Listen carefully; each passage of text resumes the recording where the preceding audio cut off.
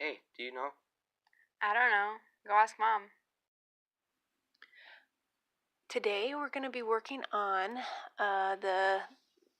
another episode of thermal cooking. Today we're going to be making taco soup, which is the soup of champions. Benefits of making soup.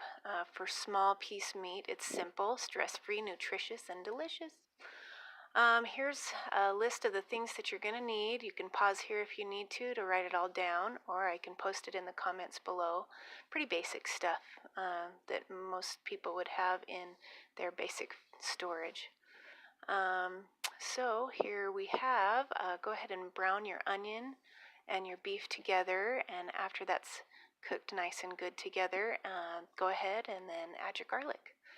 And these flavors are going to be so good together. They are one of the basics of making a beef flavored stew or soup. Doesn't that look so good? Now you just go ahead and add your tomatoes, and then add your beans. Those are your pintos, and then your kidney beans.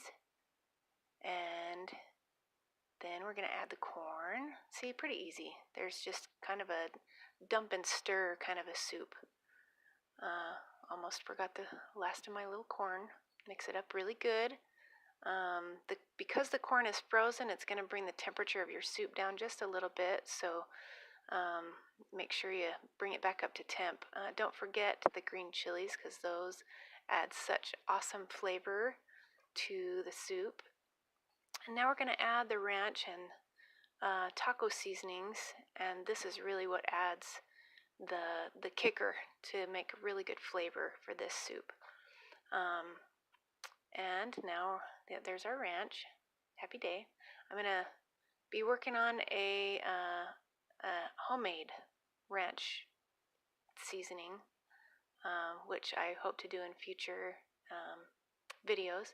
Go ahead and put the lid on and let it cook for 1 minute. Because you've already got meat that's just small, it's not big pieces of meat, that's all it takes.